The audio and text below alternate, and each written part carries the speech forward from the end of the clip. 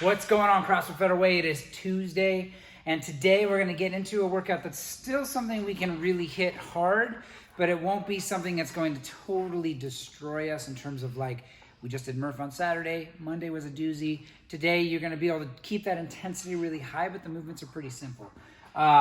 So we're actually going to start off with a strength piece. Our strength piece today is going to be a snatch complex.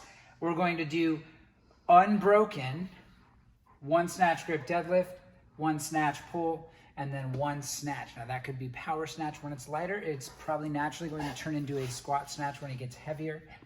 And we're going to post our heaviest load, and we're going to spend about 20 minutes working on that. So that is after we've warmed up, cough, cough, after we've warmed up. We're going to dive into that snatch complex, and I will break down what that looks like here in a little bit. We'll post our heaviest number there. We'll have a little bit of rest between. And then the actual workout today, don't let this one deceive you, is 27, 21, 15, 9 of calories on the row and lateral burpees over the rower. I'll be the first one to say gross. Okay? Gonna be a nasty workout. And this is, if you're curious, if you look at the Mayhem Madness online qualifier that they just did for their team competition, this was the event one of their online qualifier, where when you've got, so they had 4-member teams and they had a total combined score in terms of time. So when you're looking at impressive things that athletes have done, you've got elite level athletes doing this workout in 5 to 6 minutes, which is gonna hurt really bad. So, but for us average Joes, for us like regular human beings, non-superheroes, we are gonna probably be more in that 10 to 15 minute time frame. Ideally, depends on how you pace your burpees and all that sort of stuff as well. And same with your row. If you can go hard and fast, go hard and fast. This is one to just hit it and stay ahead of that pain, that wave of pain that comes over you when you're doing things that are very anabolic, like this is. And it is, of course, 4 time. So let's go talk a little bit about that snatch complex, and then we'll talk row and burpee. So using my barbell, starting with a snatch grip deadlift is exactly like it sounds. I'm going to establish the same grip that I use on my snatch. This is a great time to, if I'm not used to using hook grip, start to establish that hook grip. So I'm going to get set and then just work on that first pull of the snatch. So I'm just standing up all the way up, take it right back down. I'm going into a snatch pull, and then a full snatch.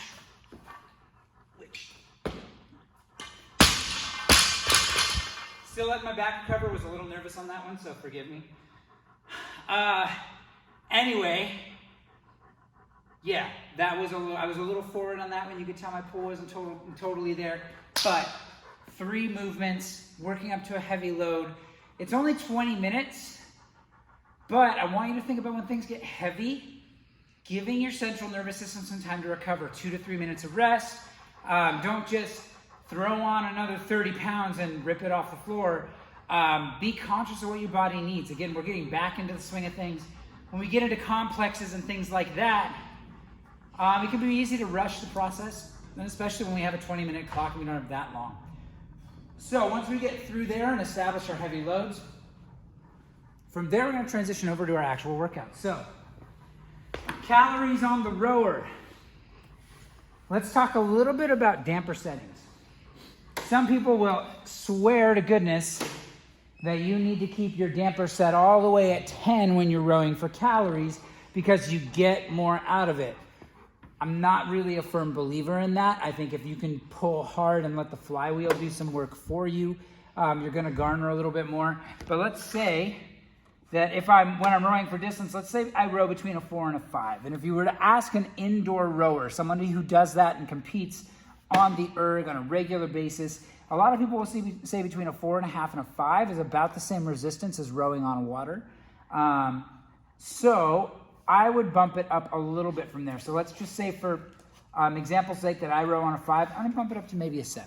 So it is gonna be a little bit higher damper setting, but I'm not just going, okay, calories.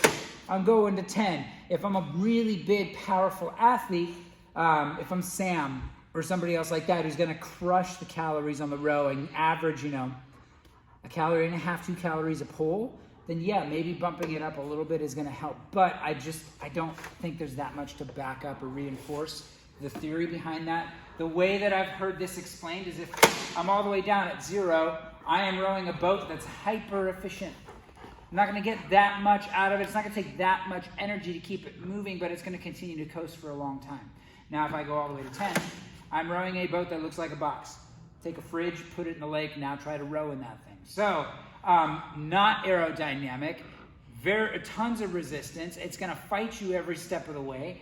So somewhere in between. Again, today I'm gonna probably row at about a 7. Now, when I'm rowing for cows, the key here, if I'm trying to pace myself, a lot of us, aren't gonna be that athlete that's gonna do this one, and I'm gonna sprint for 27, 21, 15, 9 on my calories and sprint on my burpees. That may not be where we're all at from a conditioning perspective. But if I'm there, do it. The intention of this workout is go hard and fast. But if I'm going to row for calories, getting it started is important. So you'll see that when I'm getting my flywheel spinning, I'm gonna do a big pull and a couple short strokes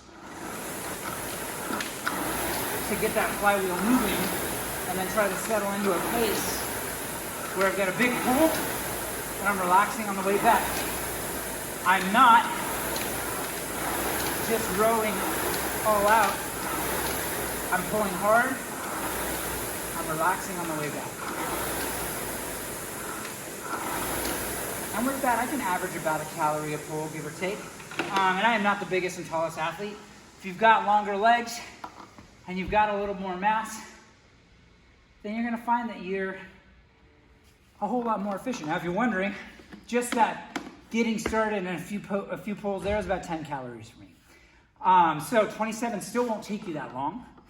But when I finish my calories, the standards on this one are gonna be weird. Why?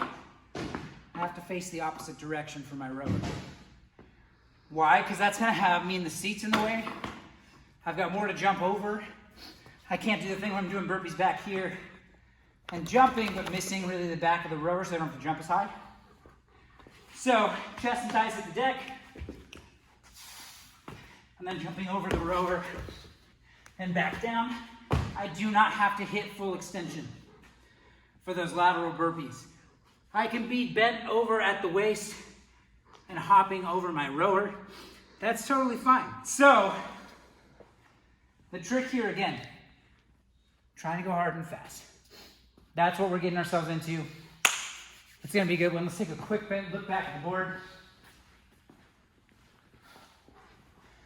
All right, so that 20-minute snatch complex, poster heaviest load there, a little bit of a break, and then right into the calories in the row. It's gonna be a fun one today. It's gonna get pukey, but if you do, it'll be like high fives from across the room and, invisible hugs, other things like that because social distancing. But it's gonna be a good time, guys. So 27, 21, 15, 9, calorie row, lateral burpees. Let's crush it today. It's gonna be a good one. Let's get after it.